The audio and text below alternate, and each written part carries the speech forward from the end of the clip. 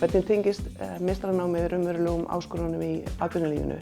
Það reynum við að tækla á einkum þrennan hátt. Við viljum atvinnulífið inn í kennslustofuna og það gerum við oft í formi margra gestafyrirlesara sem til okkar koma og eins bara raunhæfra verkefna sem okkar nemendur vinna með atvinnulífinu.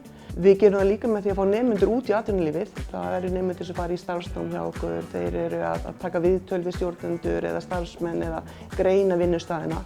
Og svo gerum við það bara með virku samtali við atvinnulífið. Þessi kennarar sem eru að kenna í deildinni eru bara vel flestir að starfa út í atvinnulífinu. Það gleymist stundum að því við erum svo góð akademísk að við erum mjög tengd við atvinnulífið og alls ekkert síður, ég myndi segja betur heldur en þeir skólar sem við berum okkur saman við.